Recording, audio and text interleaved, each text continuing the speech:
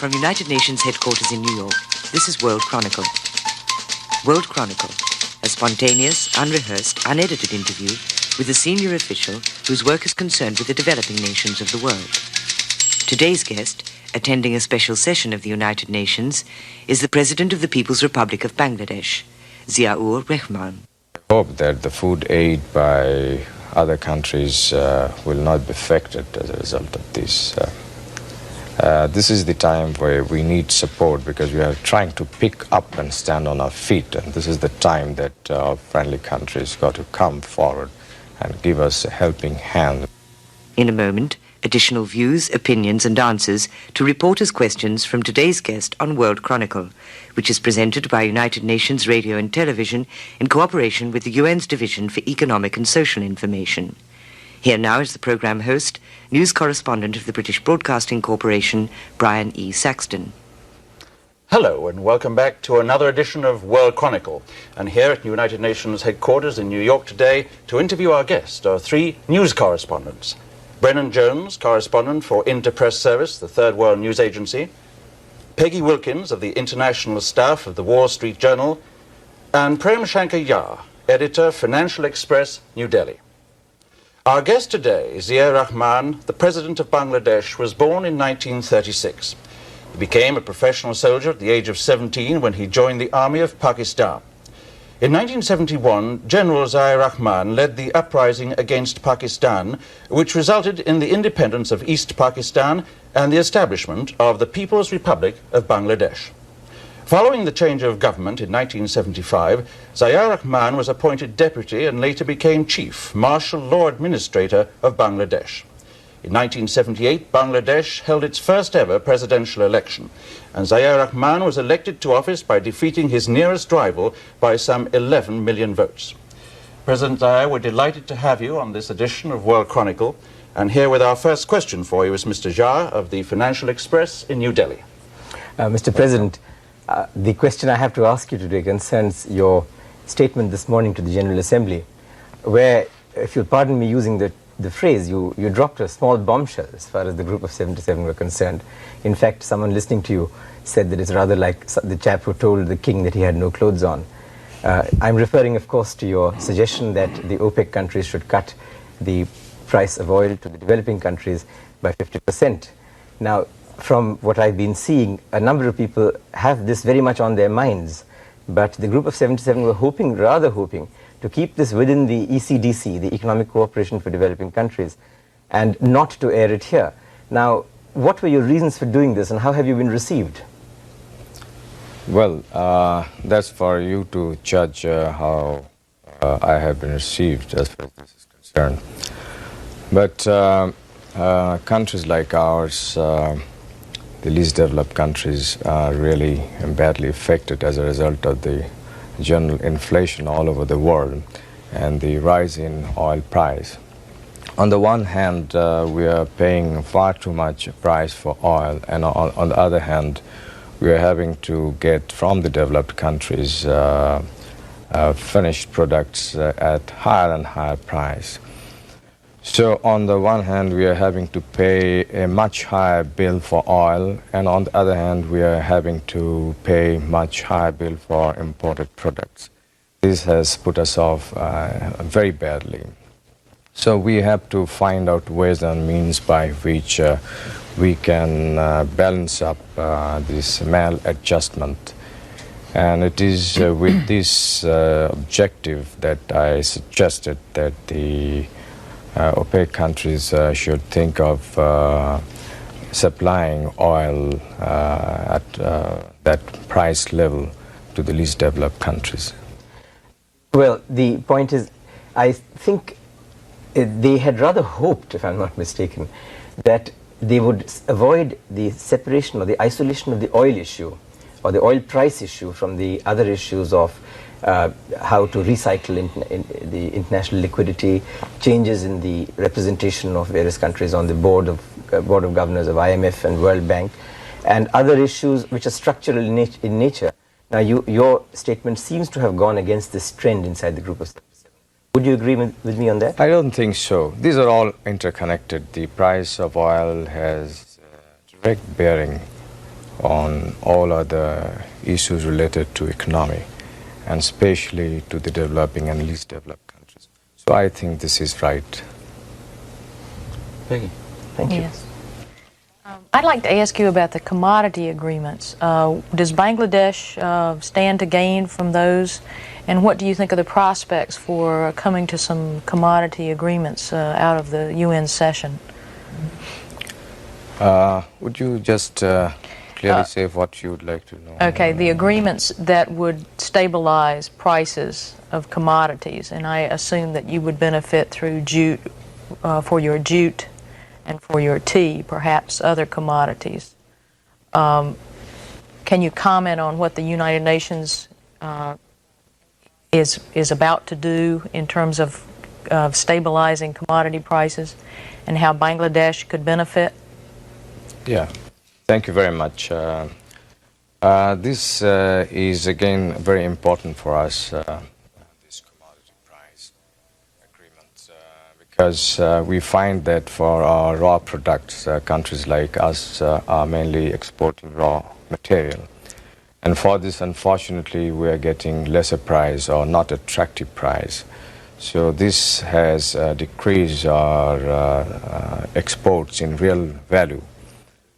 So if an agreement like this is reached through negotiations and understanding, it is going to help countries like ours reasonably well and keep our export balanced, and we can see beforehand and know how much we can earn from our exports. This will help us in planning our production in the country and our export over a period of substantial time. And specifically, your exports that would benefit would be jute, tea? Yes, jute, tea, leather. Leather, yeah. Yeah. What do you think the prospects are for an agreement that will benefit the countries? Well, as I said this morning, it's not an easy thing. But we got to keep moving with the negotiations and find out new formulas which could be acceptable to all the parties, and especially formulas which will, in real time, benefit countries like ours. Here, I would like to say one thing, and that is that some of the countries like ours have a lot of untapped resources, unexplored resources, unutilized resources, natural resources. For our country, we can say, such as the gas, natural gas, good prospect for oil, limestone, coal, which have remained unexplored or fully developed. So, this way we would be able to foresee our exports and plan our economy. Mr. President, I'd like to get back to the question about the bombshell that you dropped this morning. The talk in the corridors of the UN and amongst many delegates is that we might see a split here in the Group of 77. Are you thinking of trying to take leadership and forming a least developed country bloc to try and move away, a coalition of some sort to deal specifically with your set of problems? And the other question I'd like to ask is, it was hinted by U.S. Ambassador McHenry what the content of your speech would be and that we should watch it closely. Were you consulting with the U.S. government on this, and was there any kind of deal that was struck? The answer to your first question is that there's nothing like that. This is a thing which have been, I understand, mentioned by others earlier. And we felt that it is better to say it here, and I don't think this has any prospect of splitting the Group of 77. And let me tell you, we had no talks with anybody on this count. If anybody said, must have said on their own. But then how did Ambassador McHenry say with great confidence? He said, I don't want to steal the thunder of President Zia, who will be talking to you a little later, but you should listen to the speech being given by the President of Bangladesh and what he has to say about the energy question and the price of oil. I'm just quoting him. Well, I think you should ask him to answer this question. He must have good intelligence. I'd like to refer to a very interesting magazine article recently, sir, which described you as being the super salesman from Dhaka, taking the message around the world that Bangladesh has a stable government and is emerging as an attractive trading partner for both East and West. Did you see that? And if you didn't, how would you react to that? Well, I don't know, but during the last 1 or 2 years, I have undertaken trips to really many countries, both in the East and the West. The object, one should have understood that we were colonized for a long period, as a result of which we remain undeveloped, whereas we have tremendous resources. Firstly, the land is so fertile, and in agriculture, our return is so low.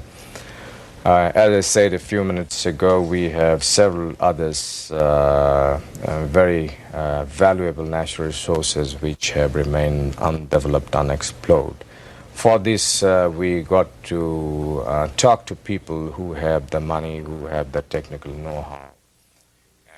And apart from this, being a new country, I had decided to visit as many countries as possible. And I think these visits have really helped us a lot to project Bangladesh in other countries and discuss with those countries' leaders as to how economic cooperation could be built up. And as a result of these visits, our assistance from abroad has increased over the last 2-3 years, and the economy in our country are gradually picking up. May I come to a related question to this one, which is the one of, shall we say, regional cooperation. One of the problems that we all face in common is, in fact, the oil price, if you like, the balance of payments problem. And it seems to me that the best thing what we possibly do is try and the countries most affected, least developed, most seriously affected, doesn't really matter which, that we should try and buy as much from each other and possibly try for better terms. Now, for instance, all the 4 countries of the subcontinent have an interest in tea, in jute, in leather, and textiles to a large extent. And at the same time, at least one of the countries, which is India, is producing many of the products that you would need, for example, cement or textile machinery, at very, very much lower than world prices. Now, what is anything being done? Are you thinking of something towards regional cooperation, or is it all snagged up on big issues like the Farakka barrage and things like that? You see, you're aware that a few months ago, Bangladesh proposed a forum on the basis of South Asian countries. And this has been well received by the various countries of South Asia region.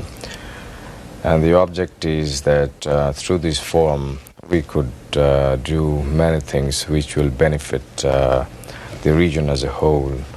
And under that forum, trade, commerce, and other bilateral relations, regional matters could be discussed, as in case of other regional forums. I'd like to pursue a question on the issue of food aid, which is certainly an issue in the United States where this can be seen. There's an awful lot of solid documentation that has come up that perhaps too much food aid is going into Bangladesh, that recently the British government curtailed government-to-government aid because of what they saw as some of the abuses there, that the rationing program tends to go to the urban population and to civil service workers, and that it's had a negative effect on agricultural production because of it's a disincentive to the producer. How do you respond to those criticisms, and what really is being done? Right. Change? Let me tell you that up to 1950, our country then, East Pakistan, was self-sufficient in food. And thereafter, till recently, in the agriculture sector, not much was done. As a result, with the growth of the population, the requirement of the food went up, but the food production remained low. Now, we have rationing system in our country which is coming over since a long period. Now, the object of our government is to gradually get rid of this rationing system, which is mainly concentrated in the urban areas, but we are trying to sort of distribute more and more in the rural areas. And lately we have started open market operation, whereby at a certain price we sell out in the markets rice and wheat to keep the market price steady. At the same time, we have undertaken special measures to procure a lot of food grains, and right now we have 1.2 million roughly food stock with the government. We are giving a lot of encouragement to the farmers by price support, and in future we are going to do a lot more. The object is ourselves to become self-sufficient in food so that we don't have to get really food from abroad. It's not a good thing. But realistically, you are going to need additional food aid for the next several years. And what is the impact of the British government curtailment? I'm coming to that point. Let me tell you that we shall be self-sufficient in food earlier than anybody thinks, and we have taken certain measures on that count, and we are beginning to get the results. As far as... When do you expect food self-sufficiency? I think in the next 2-3 years' time, or maybe a little more, maybe a little less, because we have launched a sort of special program on this count, and we have got very good results, and the next 1 year will give very solid indication about it. Our objective is not to become self-sufficient alone, but we are going for doubling food production in the next 5-6 years' time from now. For this, we are mobilizing the people to take to voluntary works for re-excavating the silted up canals and rivers with a view to doing irrigation, bringing more and more land under irrigation. And in the last winter, we did massive work on this count, and through voluntary means we brought more than 600,000 acres of land under irrigation, virtually at no cost. And next winter, which is our dry season, we are going to undertake 3 times more than this work. That means we will try about 1.5 million acres to be brought additional under irrigation by unconventional method. So this is a great effort that is coming up in our country, and I hope this question will not arise very much in the near future. And do you think the British action will affect well, the U.S. food aid program? Which is well, Britain has reduced the food aid as compared to before because of certain other reasons also. But I hope that the food aid by other countries will not be affected as a result of this. This is the time where we need support, because we are trying to pick up and stand on our feet, and this is the time that our friendly countries got to come forward and give us a helping hand in a big way. Perhaps on that we move into, I think, into another area which is very much in the news these days, Islamic solidarity. As you know, Bangladesh talks constantly of the need for increased solidarity. So I think we do have to ask you the question, how do you view recent events in Afghanistan and Iran as being a potential threat to that solidarity? Well, the Islamic solidarity is building up, and well, I hope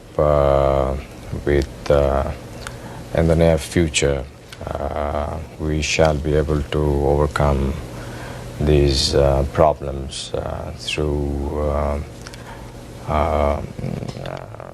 various measures, and I strongly feel that the Islamic solidarity is going to become stronger and stronger in future. But does the present situation in those 2 specific countries right now concern you deeply? It does concern, but I don't think Islamic solidarity as such is affected as a result of these two.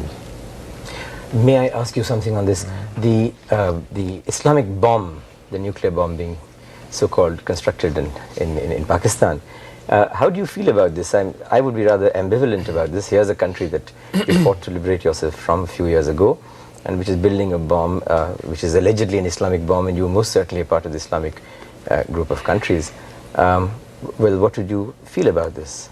Well, I know as much as you know, and I understand that they're not making any bomb. Well, I hope that's so, sir. You This have is- better information. But this question of Islam, which you know is very high in everybody's minds these days, that Islam is in the throes of some kind of renaissance, some change. And there's been an unusually strong emphasis being placed on Islamic solidarity. We're back to this continuous phrase which keeps making the headlines. Isn't there the danger perhaps that this kind of policy might be regarded as a sort of isolationist policy? From what? From getting away to that old Islamic concept of greater cooperation and contact between nations? I don't think this will affect that.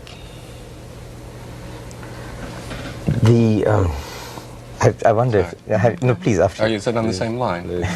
If we have in our few Yeah. minutes left, I'd love to pursue this because it is a terribly... Yes. Well, I wanted to ask you about a little more about Afghanistan and your reaction to the problem there, and how you feel, what can be done, I mean, what would you like to see? Well, I think our position on Afghanistan is quite clear, and we feel that the foreign troops from Afghanistan should be withdrawn, and the people of Afghanistan should be left on their own to choose their system, political, economic, and government system. Well, I think the obvious other question is Iran. I think your foreign minister in Islamabad in July did say that he thought the situation in Iran was a threat to regional security. And I think there was the idea of setting up a contact group to help solve that problem. What has been the latest news on that?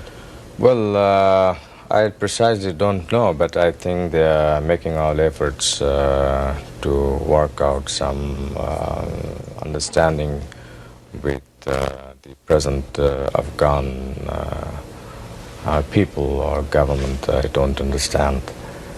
I don't have the exact information, but they are approaching in various ways to realize their objective. My question gets back to what the UN is doing here in the special session. I think most people have the assessment that not much is going to come out of it, which leaves Pakistan or Bangladesh very much in a situation like a lot of developing countries. Insufficient assistance from the North or concessions by the North, and probably not much from OPEC. What does a country like yours do then, given the inflation rate, given the world economic crisis? And if you could also follow that up on what do you tell the world in terms of the things you are doing to meet your own energy needs within Bangladesh? Good, I think that's a very good question. It's a very difficult problem, let me tell you. But this should not dishearten us. There should be less of pessimism and more optimism, and we should move forward and negotiate, carry on with the dialogue, talk, and find out formulas which could bring better results in this. As far as we are concerned, we are not sitting idle. We are developing our natural gas, and we have sufficient natural gas. I think in the near future we are going to sort of bring gas under more utilization. We may sell natural gas as LNG and use natural gas as CNG and things like that. And we are now exploring ourselves for oil. There's very strong indication that we have oil. And we hope in the near future we may have oil, we may get oil in our country. Then we have a huge reserve of coal in the northern areas of our country. and we're going to sort of exploit this coal mine. And we're working also on other form of energies to meet our present requirement and also the future requirement. But as time is passing, our own energy requirement is also increasing. So coming around that we got to do something so that the least developed countries do not come under so heavy pressure as a result of the increase in the price of oil. Because we really don't have the means to buy oil at such high rates, yet we need oil for our development. Is the oil deposits that you have indications of, are they anywhere near this line of demarcation of the continental shelf with India? Because there are some people, perhaps not well-wishers of either India or Bangladesh, who would like to see a kind of dispute coming up on this. I find your questions are one track, however. You see, we are looking for oil on the land. We have brought now our own rigs, and in a few months' time we would be drilling for oil on the land. Mr. President, I'm afraid that's all the time we have today, which is a great pity. The clock always beats us. President Zayer, we have to close the show, but we want to thank you for being with us today to answer our questions on this edition of World Chronicle. Our guest has been Zayer Rahman, the President of the People's Republic of Bangladesh. President Rahman, here to attend a special session of the United Nations General Assembly, was interviewed here at UN headquarters in New York by Brennan Jones, correspondent for Interpress Service, the Third World News Agency, Peggy Wilkins of the International Staff of the Wall Street Journal, and Prem Shankar Jha, editor of the Financial Express of New Delhi. And I'm Brian Saxton, thanking you for being with us and hoping you'll join us again for the next edition of World Chronicle.